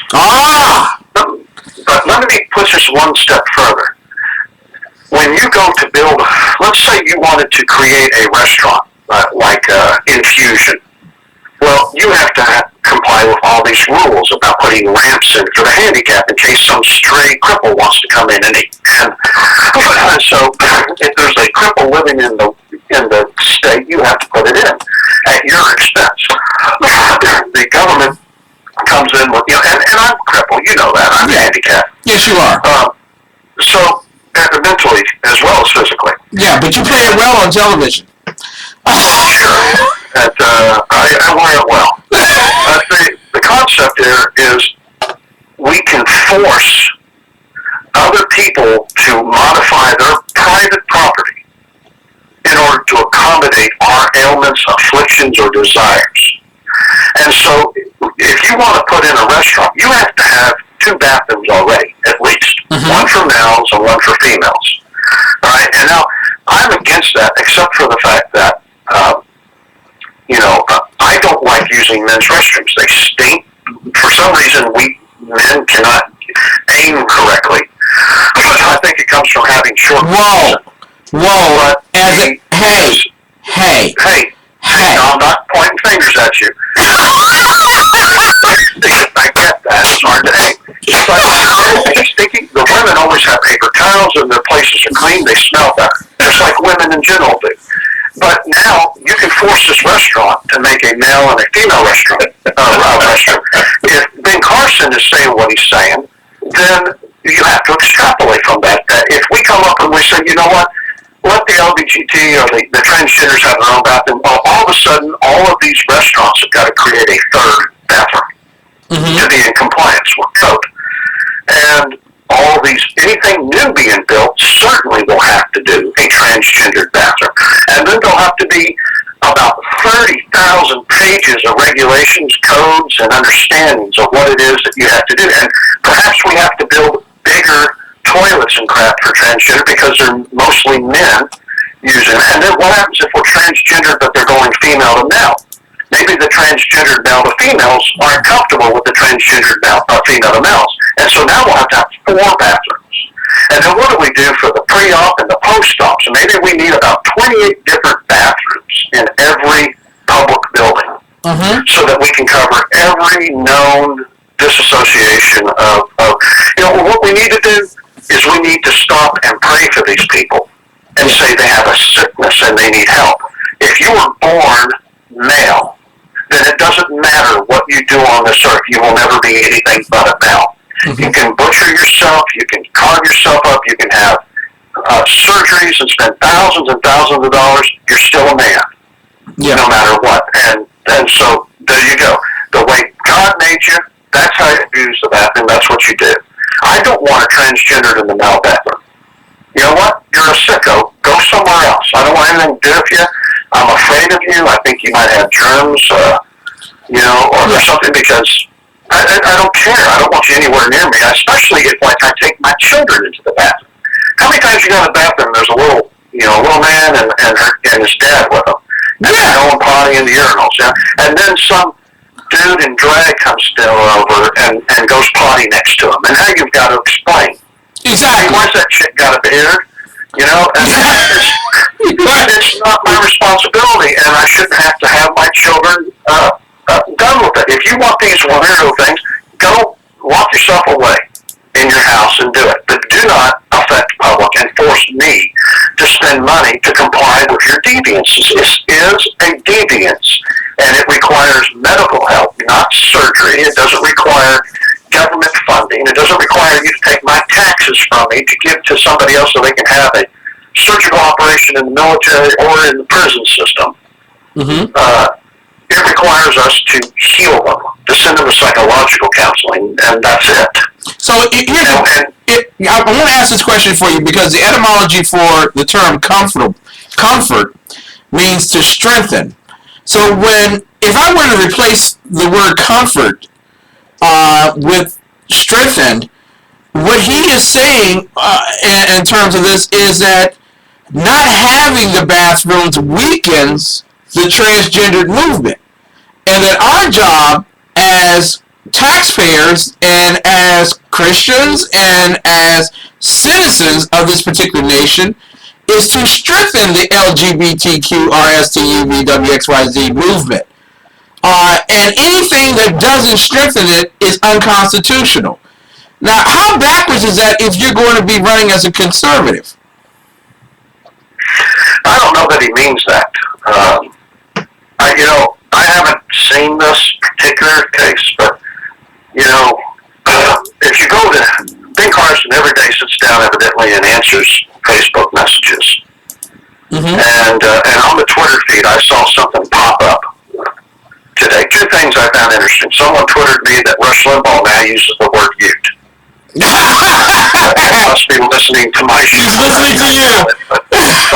But still, that was kind of a nice tweet to get. But also that Ben Carson did some kind of tweet, or not tweet, but Facebook thing that is really going viral over why, I can't remember now what it is that he's done. But after hearing that, I can't remember what it is now, and I apologize, but after hearing it, I would question what his aim is on that statement. Yeah. He may have a lot more, deeper thoughts on that than we're giving him credit for, but the way it was presented, it came out, give them their own bathroom. Exactly. Might be the way it's boiled down. But I would imagine that, out of all the candidates, I would bet you that he and Ted Cruz are the closest to us on how we feel about it. Yeah, I agree with you. But we have to be very careful as conservatives that we are not trying to bend the spectrum of acceptability in order for individuals to receive our message of conservative thought. Listen, as long as we lived, the bathroom size said boys and girls, and it worked just fine. I don't see why we need to change. Now, I want to ask you, is that line, and not saying that Carson believes this, but doesn't that line of thinking open up to intrigue in terms of what your private bathroom operates as under government regulation? I'll tell you what, I think tonight I've done more thinking about how people go to the bathroom than I have in my entire life. That is Something, I tell you what, Ken, I became desensitized to bathrooming when I went to Desert Shield. Mm-hmm. And within 20 minutes, we were all sick. And we all had dysentery. And we had no buildings, no tents, nothing up. And so we were out trying to build a bathroom. That was our first priority. Screw having tents to sleep in. We needed a bathroom. Yeah. And then as we were trying to build it, we would run out to the sand like kittens and use the sandbox. And we called it the sandbox, the kitty litter box. And we had to use the sandbox like that. And then we would scoop it over like a cat and then run back and start building the bathroom again, our share of the labor. And then what we managed to build was a 12-toilet bathroom where it was nothing but toilets in a row without any walls or curtains or anything. And so with having diarrhea, excuse me for the grossness of this, but having diarrhea and all sitting together pooing with a bunch of men and women, we kind of got over it. It wasn't a sex thing or anything. That was the farthest thing from your mind when you're sick. Yeah. And so it kind of broke me from my phobias of being looked at or, having shy kidneys or any of that. But I don't recommend you going through that to be desensitized. Yeah. But for normal people, if I take my daughter, I used to get looks because I would take my daughter to the bathroom and I'd have to take her to the men's because I didn't belong in the women's. Mm-hmm. So I had to make a decision as a single father with daughters. Do I take them into the women's room for them to go potty in the women's room, or do I take them in the men's? And I got to where I wasn't comfortable with taking them to the men's room because of the men, not because of my daughter. And so what I would do is bang on the women's room, send the daughters in there to tell me if it was clear, and then I would go in with them and kind of, let them do their stuff, and then I would, lift them back off the potties because they were so tiny, and then I would help them, do their stuff and then wash hands and all that. Yeah. And the women that would come in were very understanding. They would just stand there very politely wait, and we were done. They they would tell me, bless me for being such a good daddy, and I'd be embarrassed and say, I'm so sorry, you know, and then we would leave. Mm-hmm. But by doing this garbage, you're really screwing up let's move it back even further, Ken. You know how Freud and all these psychologists are always talking about how you can screw a kid up because of your potty training? Yeah. You know, you make them anally retentive, and they become freaked out about their poo and stuff. Can you imagine having this and then having transgenderism thrown into it too? Wow. You know, it's our psyches are already fragile, and then to add this addition to kids, and then now we have to train them and teach them and explain, and then instead of Heather has two mommies, now it's Fred uses the girls' room. Exactly. Listen, we're going to take a quick break because you know I like to eat. I'm a big man with a big appetite. What better way to enjoy the fineries of consumerism and capitalism than to spend your dollars at Infused Restaurant in Temple Hills, Maryland? We'll be right back. Hi, my name is Chris. I'm the executive chef of the restaurant, and today I'm going to walk you through some of the meals that we prepare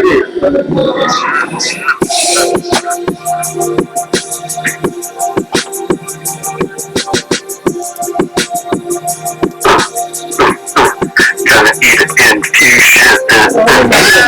We use French Italian sausage, cook here and slice it up. Our pizza whip is in-house made. Our pizza sauce is in-house made. So everything is fresh and original.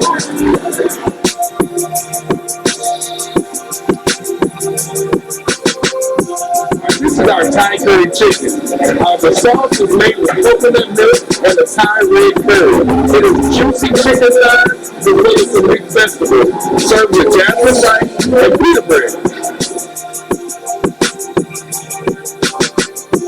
So now, we're going to prepare our famous Latin tilapia grits, our fishing grits on the menu.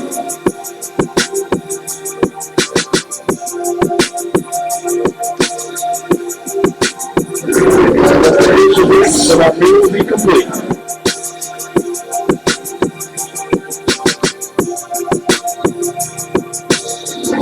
Let me tell you about our infused heat burgers. So we keep the spice up just a little bit with our infused sauce. We start off with 80-20 USDA ground chuck hand patty burgers, like half a pound of burgers, and we're going to grill it to perfection. After I flip the burgers, we add the sauce and let it cook on into the liquid.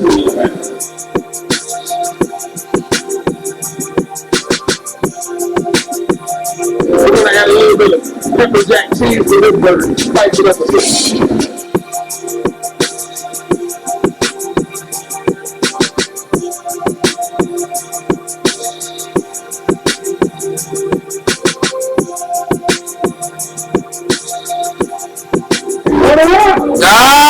That's what I'm talking about. Inspire, indulge, infuse. Yes, baby. At 6339 Allentown Road, Temple Hills, Maryland, 20748, 301-449-9000. Infuse.com. There's nothing like it in Philly.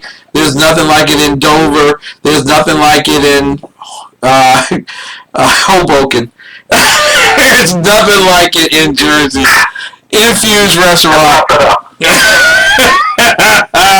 Oh, my dog just tried to kill me. Your dog tried to kill you. Did it talk to you? I fell off to go potty, and one of them tripped me, and I almost fell through the window. They're out to get you, Professor. They're out to get you. Did you actually say the special sauce is handmade? No, I did not. I have a hearing problem, so I thought maybe... Thank you, Professor! We're speaking for 20 minutes about bathrooms in the Constitution and now this. I tell you, 6339 Allentown Road, Temple Hills, Maryland, 301-449-9000, infuse.com. Make it, hey, since you got to come down Philly eventually for some of the baseball games and basketball games, you might as well stop at Infuse and enjoy a great meal. Ladies and gentlemen, Yes. For those of you that are straight, go to Infused. For those of you that are transgender, go to Confused. Confused. That's right. Oh boy, I tell you, New Day Black and Red is live to you this Saturday on WNJC 1360 AM. You can catch this on Ustream as well at the Exceptional Conservative Show. You can also catch it on Conservative Commandos Radio Network. And that is the home of Rick Trader, the most benevolent dictator ever who sat at the United Nations and took lives. There you go. So Conservative Commando Radio has transgendered bathrooms for your public needs. Exactly. Both of them. We have two. Check it in. We have the tour of the historical Conservative Commando Radio site. See all of its glorious history and check out its facilities. That's right. You have to. You can go commando in the facilities. We don't mind. I've seen video of Rick standing out there trying to figure out which one to use.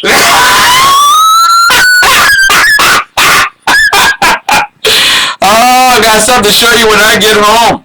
There we go. Oh, bless your heart.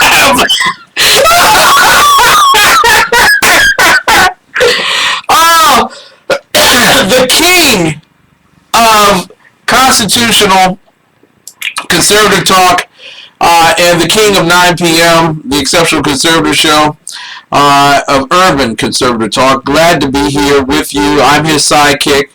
I hope that he's enjoyed his massage of his feet. I've licked your boot and everything else. And are you satisfied, sir? Yeah,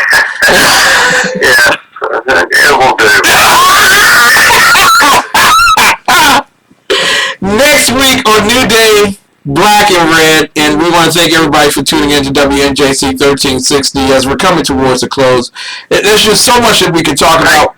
We can't talk about it. Before you close, one quick thing. Okay, go ahead. I know this is going to hurt your feelings. Okay, go ahead. I am boycotting KFC because they went halal. They took the bacon out of their green beans and stuff. So I'm boycotting Kentucky Fried Chicken now.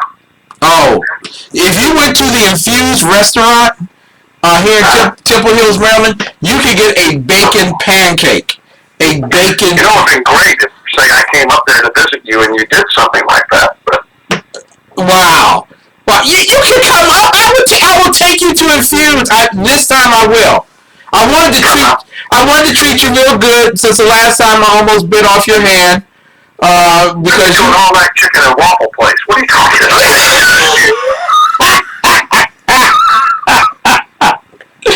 Oh man, I tell you, taking the miles from you take me to IHOP. Hey, that was the best IHOP in the hood. You can share the maple syrup from every table. You can scratch some off of it too. I tell you, New Day Black and Red, a constitutional opinion and a biblical opinion of the affairs of state. Listen, a gentleman who is with us right now has a wonderful program, and he is the underground professor. You can listen to his show. Yeah, he's okay. He's all right. But I like the guy who comes on Monday through Thursday at 9 p.m. I like him. Yeah. Taking a National Donut Day. Well, I gotta ask you this question quickly enough, and it's too big. Yeah, I'm gonna ask you this. It's too big a question to answer in a short amount of time, but I believe that you can do that. Does God ever show up in the preamble of the Constitution? Well, you know what?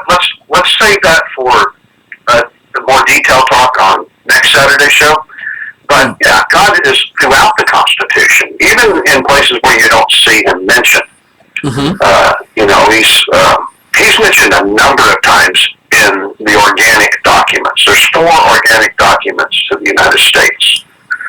You know, there's the Declaration of Independence, the Constitution, the Northwest Ordinance, and the other one that I can never remember, that all-important 4th one. The Obama plan. The Obamacare. And God is in all but that one.